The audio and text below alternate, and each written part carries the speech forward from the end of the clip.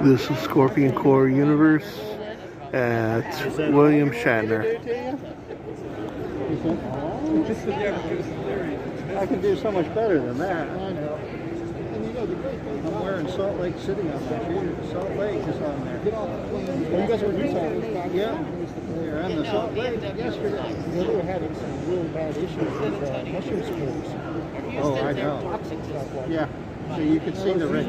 You could see the red tide in the salt water. I mean, it's going away big time. They're wondering if they're going to keep that body of water. It's one of those. Salt Lake. Oh yeah. They're worried that it's going to evaporate away. Estuaries just drain dry. A lot of overdevelopment is not paying attention to conservation. No, none at all. There's no place to get more water, and with less snowpack, you get less water. That's right. Here's the thing: you don't get the consistent snowpack. What you get is these large snowstorms, and then it all melts. Instead of building. That's what's happening in Boone. We got that big snow when we were in Hawaii. It was gone in 4 days. Yeah. Whereas it used to snow in October. And flooding. You say in October all the way through March, there was snow on the ground. Now it's just like you get this big snow, but then it's gone. Yeah. Hey, how can I help you there, buddy? Which is great because I don't have to plow my driveway as much. But hey, it's not good for you. We're losing our fir trees like crazy. You see whole sides of the mountain. They have these beautiful old fir trees. Climate change and pests are just destroying them all. Well, the bugs that are living longer. There's a Eastern firs. If there are massage places in the hall, I'm not getting I'm not that I would super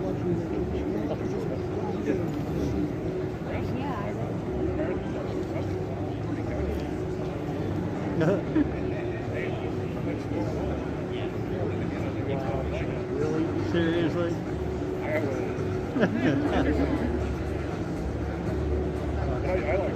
Going up in the Marriott and throwing something on the top floor, 40 floors up. What was that incident they had here at the Marriott on New York? They had pots for like a New Year's celebration. They were dropping the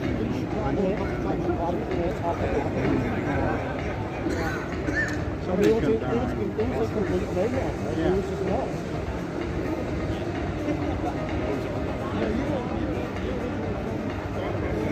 16 volt racing manual. right behind. So you opened the gate to Decatur? Oh no, seriously, but we went to houses. I was like, blah blah blah, and he's like, what's the address? I'm like, oh, this is the address, the paperwork. He's like, no. I'm like, it's not close enough. He's like, no. Nope. I was like, fair enough. I was like, all right, house shop. So the Boone Police Department I'll go in. put out a little message about all the crowds that were going to be in Boone this weekend. There was like 70,000 people in like and they teamed up with the Charlotte Metro Police Department came and volunteered to help direct traffic. Wow. So they're little staple, they have this crowded traffic like just relax. It'll be fine. It'll be stuck in traffic. But I've heard some of the stories from my restaurant friends of some of these people where they try to treat them. And they're not getting to the point now where if you're like that, they're like, just leave. Yeah. We don't need you. Yeah. We're done with you. Wow. Yeah. Go find another place that will so horrible. Right.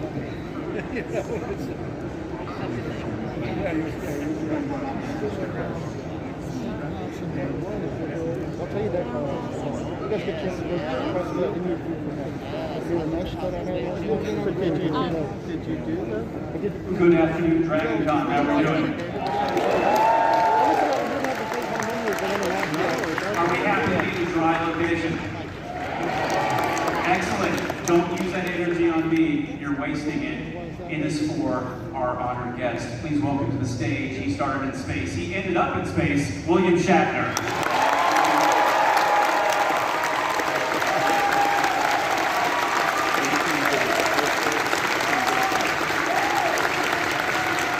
Thank you. Thank you. Good crowd. Was anybody here yesterday? A lot of I'm afraid I'm going to have to repeat myself. I'm going to repeat a little bit of what I did yesterday because I have an important message to give you, so bear with me. Okay, so a number of things are happening to me, both professionally and emotionally, and I wanted to tell you about it because it all sort of fits, and it's an effort for me to kind of fit it in. Book coming out in October, Boldly Go. Nice, nice. No. I'll tell you what. So the book is coming out in a few weeks, and I think the book is about, and I say that because I talked, and what I wanted it to be about, I think it is about a slow realization that we can vibrate in conjunction with the universe, which is not a new thought when you think about religion or all the other ways of conducting your life, with the concept that the universe and us are one. But how do you achieve that? Prayer, meditation, consciousness. So, if you are in conjunction with the universe, you hear the silence. This is incredible. Not even a baby is crying. If you are in conjunction with the universe in some way takes care of you. And the book is about how, and I use music, my intention to make music, the arc that I have made from the first album I made to what is the latest thing, which is what I want to get to. So, briefly, when I was shooting Star Trek, I was asked to make an album. I made an album. It was called The Transformed Man. And they said, well, what are you going to do? And I said, well, I have a concept. I'll take Greek literature, music written behind some speech in Greek literature, and segue into a song popular in that day, back in the 60s, and which had a literate feel to the lyrics. So things like To Be or Not to Be, guy talking about committing suicide, to It Was a Very Good Year, a song about a man celebrating his life and loving life. And then there was a piece of literature from Cyrano de Bergerac. I may climb to no great heights, but I will climb alone. And that segues musically into a song about somebody who can't stand alone. A drug addict needs the help of drugs, addiction. And I chose, I think it was Lucy in the Sky with Diamonds. Yeah. I did Lucy in the Sky with Diamonds. Now, the record drops, and I'm doing publicity for the album, and I'm on the Johnny Carson show. And I do the whole thing, and the producer comes up to me and says, you know, that's 6 minutes. You can only do 3. You can either do the speech or the song. And I said, well, I guess I'll do the song. So I did the song with Johnny Carson in front of millions of people. No context. I look over at Johnny Carson. He's going, and that's what a lot of people do. They laughed, and the record failed, sort of. And I was, you know, filled with remorse. What did I do? I hated to fail, but that's it. So I went on. 30 years later,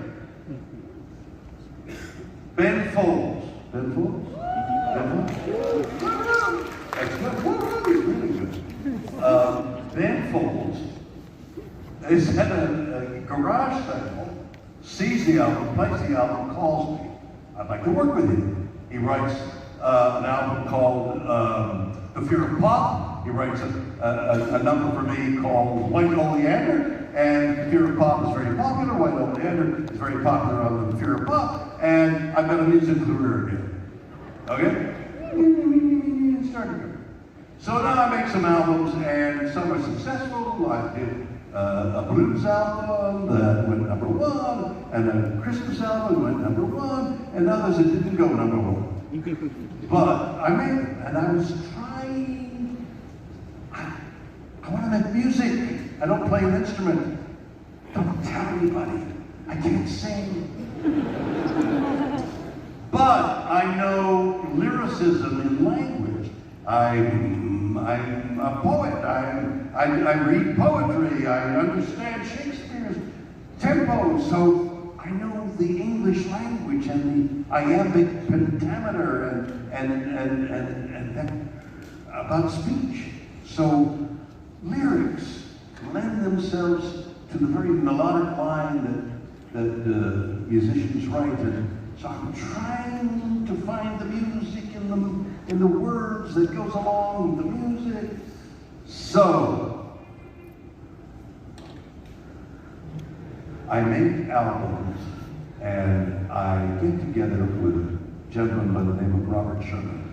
Robert Sherman was a dear friend, and I don't know, but he and the gentleman he brought to dinner one night, Dan Miller, made music at university. Then Robert went on to something else. Dan Miller says at dinner, we should make an album. Oops. And Cherno says, let's do it about Bill's stories. So I said, yeah, let's make it about Bill's stories. And we start to write an album, and it becomes an album called Bill, which got reviews like breathtaking. It's now on, you can get it wherever you get, Spotify and all that. Ben Folds, with whom I vaguely had contact over the years, calls me and says, I am the artistic director at Kennedy Center. Would you like to perform at the Opera House at Kennedy Center? And do you have any songs? And Cherno and Miller and I had written many songs because we loved the journey where those songs took us. So we had a lot of songs. We said yes, and Ben Folds said, and it's just been Earth Day. Do you have any songs about Earth? I said, yes. And in fact, we had one great, what we thought was a great song. Well, I hope you think so too when you hear it. I had met with Cherno and Miller in New York City. The day, that evening, Sunday evening, the next day I was going to Blue Origin and be tossed into space. And we said, we gotta write a song about going into space. We sat around the dinner table that evening talking, and we wrote down stuff. When I went up and came down, one of the first calls I made was to those two guys and said, everything we thought was about going into space and that would be it's totally wrong. Let me tell you what happened. The result of which is a song called So Fragile, So Blue. Now I'm coming to the point that I want to get to. When I performed the songs that we had written at Kennedy Center for the first time, as I said to the audience, as they cheered, it was an extraordinary, successful evening of music with a 70-piece orchestra. A 70-piece orchestra. And no melodic line. So, if you hear, oh, say, can you sing? And you hear that melody, you know it's, oh, say, can you sing? But there was no melodic line with this 70 pieces of, and so it was difficult to follow. Impossible. So I had a guy in front, and this guy who had written the orchestrations would go faster, or he might go slower. So I fumbled my way through watching this, you going a little faster? Okay, going a little faster. And it was an enormous success. So Fragile, So Blue was greeted with cheers, tears. A company called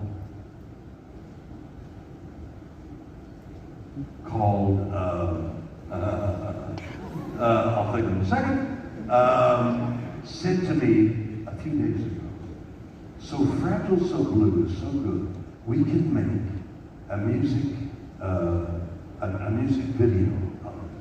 And the music video, since So Fragile, So Blue is about my experience up there, what I felt up there was I looked behind me and saw the earth and the beauty of the earth. I saw the clouds and I saw the desert, the warmth of the desert, the beige of the desert, and the blue, the sky. And we just passed through it. And as I turned and I looked, I saw the blackness of space. I saw death.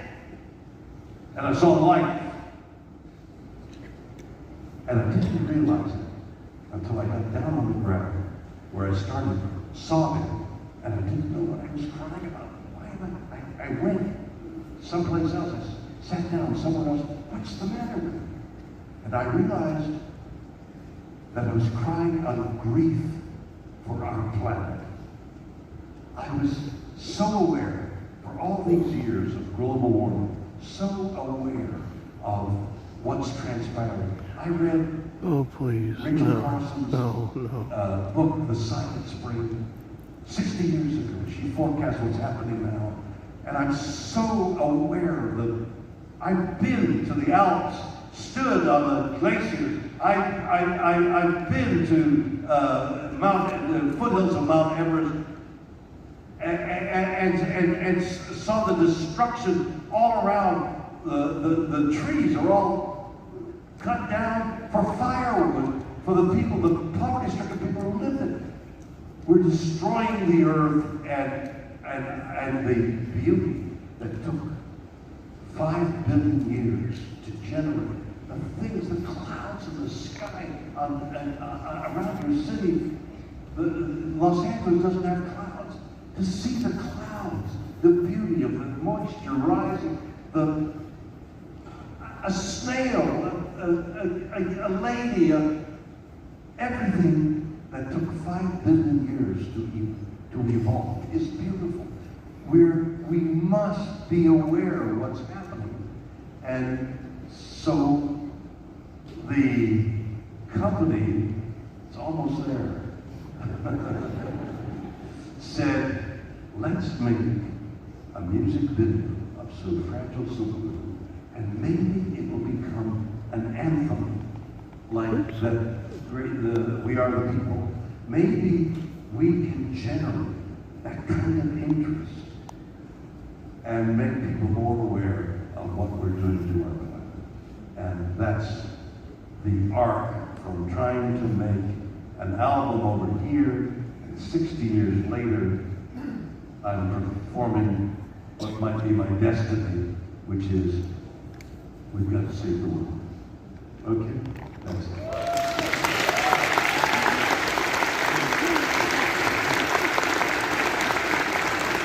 Great. So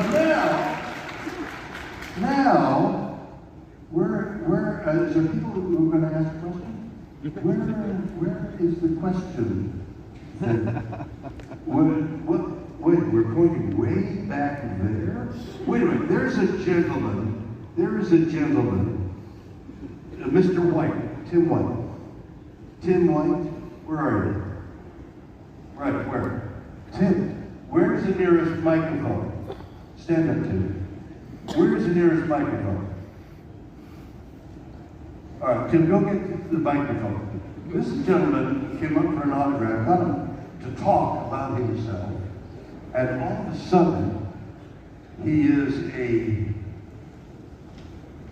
a voice that's Star Trek voice and an experience that I want him, a life-saving experience that he went through.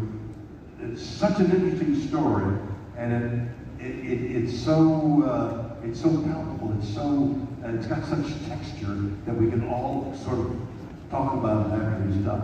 So Tim, take the thing off your mouth there. There you go. You're not going to die. And now right into the microphone. Like, put the microphone right up against your mouth. If you swallow it, you will die. But somewhere in between, tell us a story about your near-death and life-saving experience. I was diagnosed with COVID in 2020. I was one of the first patients in Minnesota to come to have a diagnosis, and I intermittently was on a ventilator. I was working in the prison system, got up there. They couldn't figure it out for almost 3 weeks. And then they said, "You've got COVID, we need to take you to the hospital." My sister encouraged me to go to the hospital. They gave me less than 20 minutes to get my affairs in order. So I called my sister, and then I called my watch commander and said, "I'm not coming to work." You know how it is, if you work with the state prison system, you've got to call in or you get fired. Anyway, so they gave me less than 20 minutes to get my affairs in order, ventilated me, put me down, and for 3 weeks, I hovered between death and life. The doctor, Tim Rich from Essentia Healthcare in Duluth, Minnesota, was working on a treatment plan that he started 20 years ago with SARS and H1N1, which specifically deals with lungs. So him and his partner down in the cities, in the University of Minnesota, this is not through a pharmaceutical, but through a college, through university, and they basically took my specimens of thyroid and helped my lungs come back. But you were given a 3% chance to live. 97% chance you were going to die. My sister and my mom were either going to plan my funeral and by Easter that year. They gave me the medicine. The doctor said, "Don't do this because this man's going to die." Dr. Tim Rich said, "I told his mom that I'm going to give the effort." And the medicine had been effective for patient 1, and so we'll see what happens. Well, I was given enough drugs to put down a small elephant my size. And with the medicine, it started to work, and as you said, this in-between area we were discussing, Psalm 23, and I was between it. And it was, the other fellow I was with also had the same experience, and between life and death, it was just an incredible feeling of peace and knowing where my faith was. And you felt peaceful because you felt if you died, you would go to heaven. Yes, sir. Well, that's great. I wish I had that kind of faith.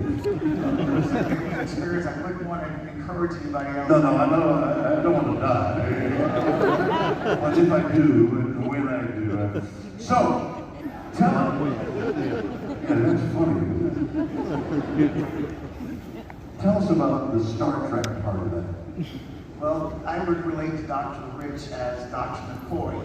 He was a firm believer in the science he was doing. And he said, either we're going to find out if he lives or we're going to find out through the autopsy. That's his facts. So they administered the medicine down the tube, and it slowly brought my lungs back. By the time I was intubated for 3 weeks, waking up slowly because my lungs started coming back. I was on full dialysis, and they didn't know if I was going to keep my kidneys. Through the miracle of faith and science, which we talked earlier, my body came back, and my mom was there at the hospital in June, July of that next year. 3 months later, she saw the X-ray of my lungs, and my lungs were clear, concise. And do you think that's faith or science? Both. Faith in whatever higher being you believe in, but my faith and hope that God heard, which He did, and He brought me back. And my mom, as I told you, prayed me through it. That's wonderful. Now, what are you doing here today? I I'm here to enjoy Comic-Con. The state of Minnesota retired me because of long haulers effects of COVID, long hauler fatigue. But does Star Trek or whatever Comic-Con means to you has helped you? Yes, sir. The science part has always been, because the science is what brought me interested into what happened and how we did it. And of course, big Star Trek fan, and we'll evolve into that. But yes, and you can go into that. the doctors. That's wonderful, Tim. I appreciate you telling us that briefly the story of that experience. So I thought when he told me that story, that it brought in everything we think. It's life and death, it's science fiction, it's faith and science, and I thought it would be an interesting aspect to what we'd like to talk about today, involving Star Trek, if you will, or the science fiction programs, the stories that you admire, and have to do with faith and science. I'd like to hear people talk about that. Thank you, Tim. I really look great. Is that the line there for the question? Is there another line? Just say yes or no. Is there another line? That's the one line. Young lady. Yes. Go ahead. My name is Karen. Thank you for spending some time with us today. We really appreciate it. No. This is what I love to do. I love people and their stories. Yes. Well, I want to say, by all accounts, you've led a life full of adventure. And so with that being said, I would love to hear you explain what is next on your bucket list. What's something that you have yet to do? I've got a book. I've got a watch. Guy Agard watches. Some years ago, they produced a watch that we had something to do with, and it was fairly successful. And then we did it, and we disappeared. He calls me, and he says, "I'd like to do another watch." And it was shortly after the Webb telescope had been launched. And I had this vision of a watch. And I said, here's the watch I'd like to do. Webb telescope, and it's triangular in the center. Earth, sun, black, maybe little constellation, and that's our watch. He got it going, and a pebbly moon rock kind of band, and we presented it to NASA. They signaled their approval. There's a NASA sign on it, and that watch will be available soon. There is this show that I've been doing now for 2-3 years called The Unexplained. So The Unexplained can be art. The Unexplained is being done by the same company that does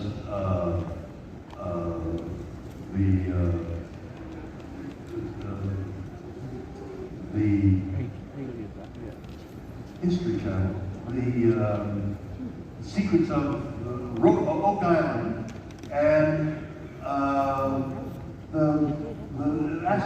mystery of hell. What? What you say? As Skywalker ran, and then there's the History. aliens. What's it? No, the aliens.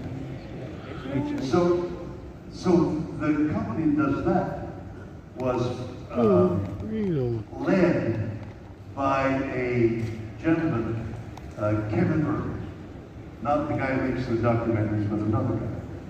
And Kevin Burke was brilliant. He died. Was brilliant, and I met him, and he wanted to do a show with me. And out of all that came The Unexplained. things that can't be explained by our brains, but have an explanation, but we haven't found it. What an interesting show. So we did that, and that's come about. So there's a whole new seasons of the unexplained. I can't think of the name of this company.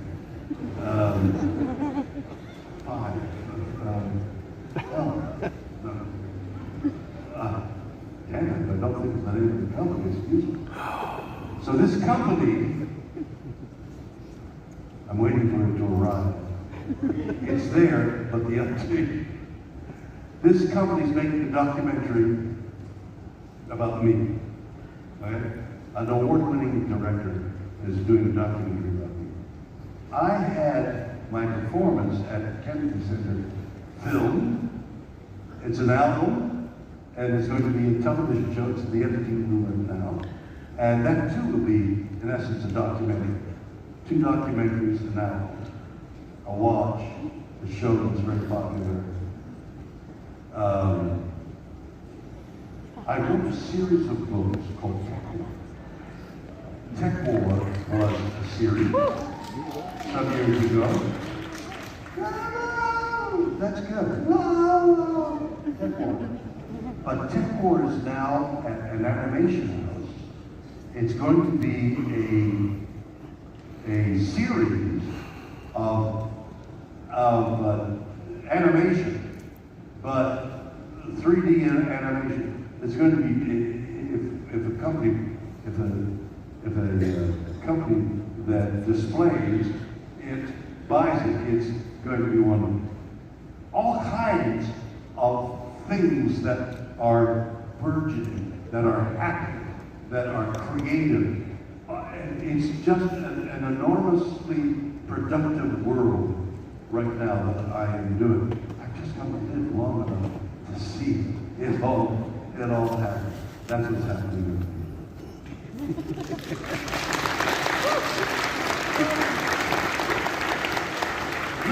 Legion M. I thought of it the moment you said it. Why did you know it? You're into Legion M. So we'll go to WilliamShatner.com and all this will become a thing. But Legion M. Here's how progressive this is. You've heard of crowdfunding. So you're asked to give $1, $5, $100 to somebody who's making something. Please help me fund this. So you give generously. Out of your generosity, you give funds. This company, Legion M, says, hey, give me your money, $5, $100, and you buy into the company. Nobody on the creative side, which includes me, is getting paid until it shows a profit. And when the show that you're buying into shows a profit, we all get paid. Maybe I get a little more than you get, but you become a participant in the company. You're not doing anything for free. Legion M. Legion M. Yes. I gotta look at that. Question. My name is Eternal Sam, and you talked about what you learned from going to space. And many of us know about your love of horses and other animals. So my question is, what have you learned from your love of animals? What have animals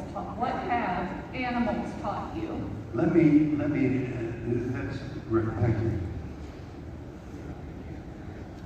We're all connected.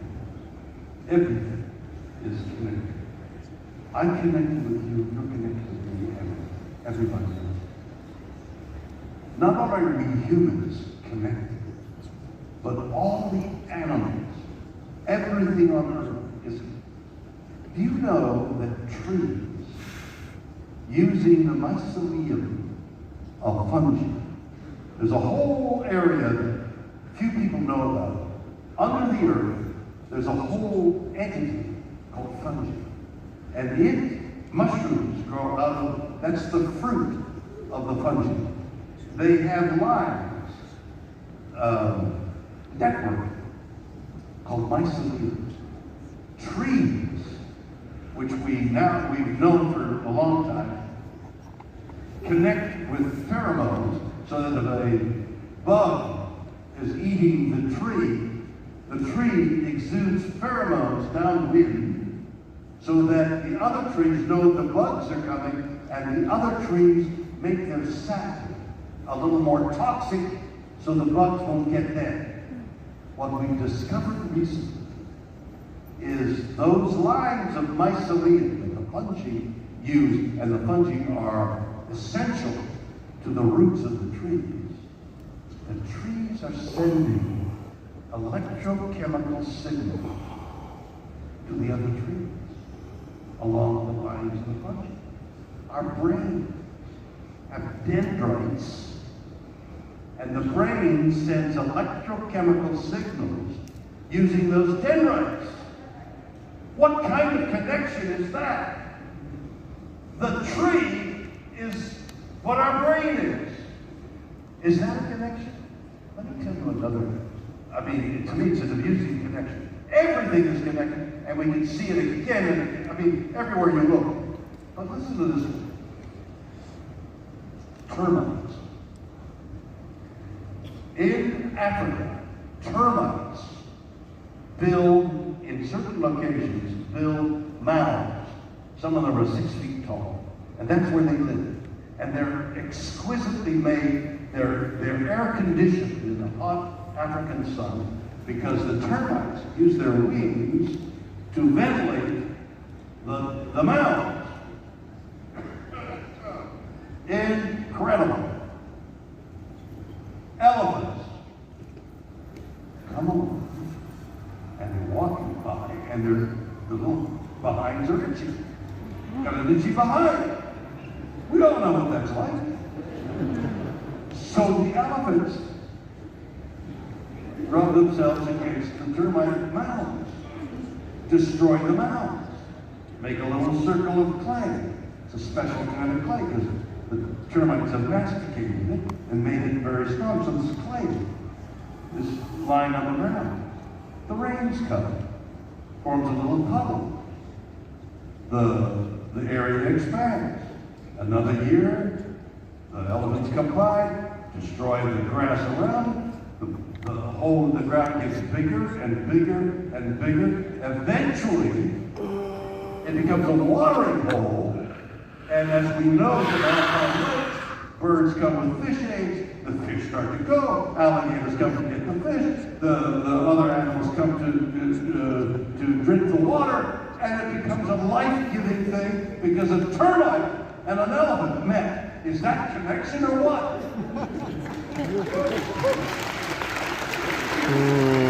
I'm done.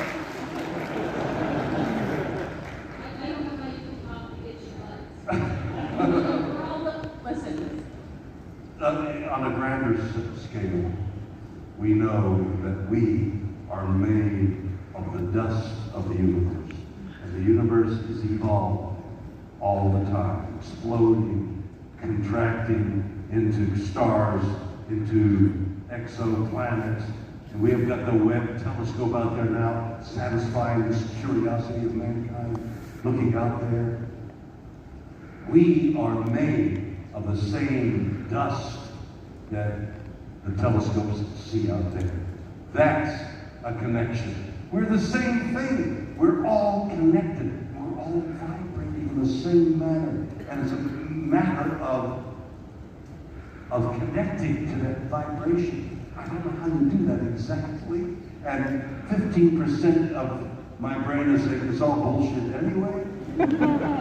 But 85% says, you know, that's the stuff of great religions. That's the stuff of meditation. That's the stuff of prayer. You put your hands together.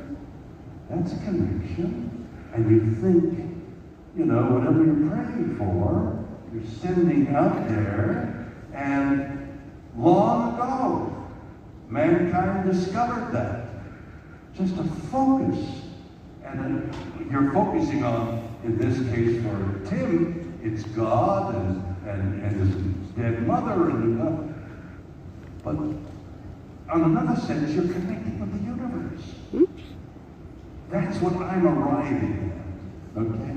That is part of what I think of as the connection. Next question. You're welcome.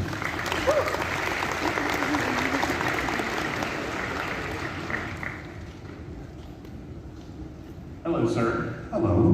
What's your name? My name is Ian, and first of all, I want to thank you so much for being with us here today. You've been a huge inspiration for myself and so many others across the world. And in regards to that, it has been a well-established, self-evident fact that Star Trek has been a major source of inspiration in regards to creative innovation, scientific advancement, and technological development in the half-century that it has been a part of our culture. My question to you is, what are your favorite examples of Trek-inspired technology that have since come to be realized in the world? And what are some examples of technology that you would like to see come to pass in the future? Well, okay. Cell phones. The influence of Star Trek is always dazzling to me. I mean, for me, it was sitting in a hotel room in New York, and the phone rings, and the guy says, I've got this series that we just made a pilot with another actor, and the network didn't want to buy it, but they liked the idea. So would you like to come to New York to see the pilot with the idea of the So I go back to LA, and I see it was really good. I mean, I don't know why they didn't buy it. It was really, really good, this Star Trek thing.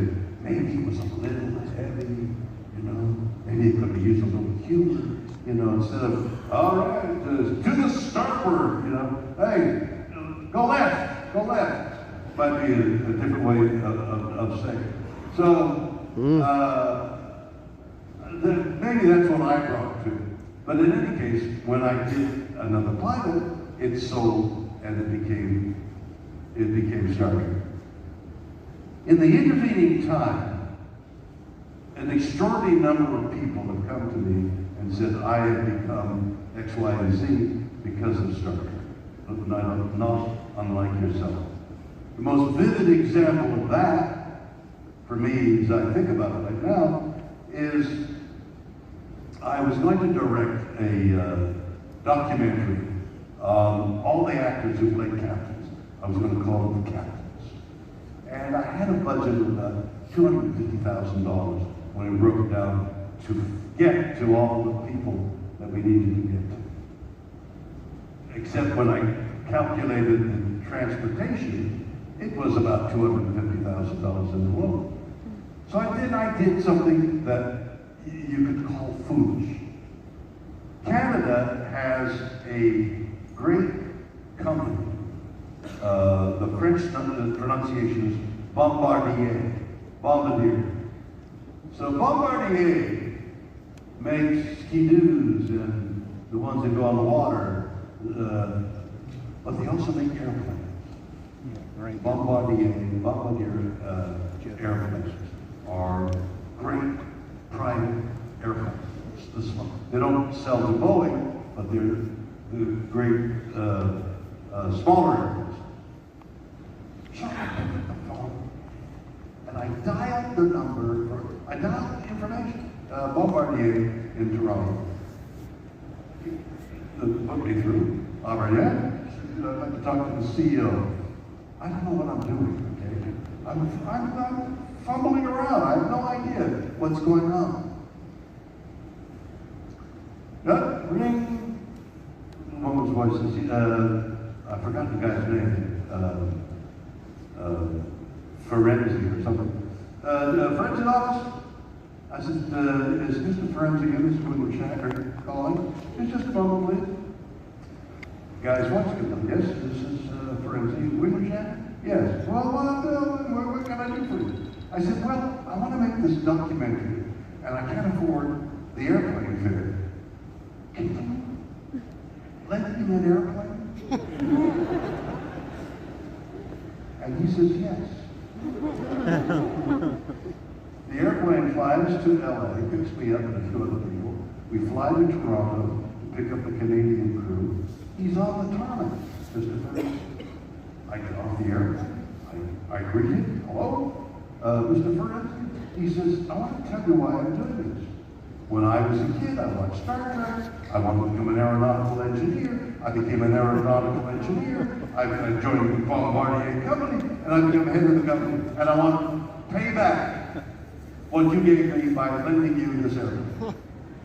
And I flew around the country, around the world, almost, on this airplane given to me for free because this gentleman was so grateful to have watched Star Trek. 3 miserable years where they were cutting the budget every year to where a science fiction hour. Now you get $2, $3, $4, $5 million to make. On the 3rd season we had like $150,000 to make each hour. We were required, in order to grasp you as an audience, to make it a human story. Look at Tim there, who tells his story about being near death, and he's okay because he has this thought it's going to be okay. I'm going home. I have members of my family who believe the same thing. I wish I could believe it. But what a wonderful concept. When I die, I don't cease to exist. That's possible. Maybe in my language, we return to the dust of the stars and we recycle and come back to something else. That's not unheard of in religions either. Star Trek affected a lot of people, that gentleman in particular, but astronauts and doctors and scientists all have come to me and said, Nobel Prize winner in 2021, I had an interview television show trying to understand people's story. I got this wonderful story from the Nobel Prize winner of 2021. He discovered a way of making catalysts work faster. And he'd become a scientist because of Star Trek. I discovered all over the world this show that lasted 3 years, and then 6 years later begat more shows, is beyond anything I could have comprehended. Thank you very much, everybody. Thank you, It's sir. a pleasure being with you.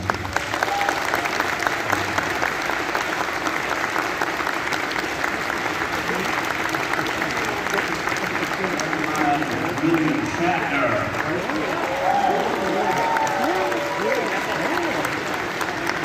This is Scorpion Core Universe, William Shatner.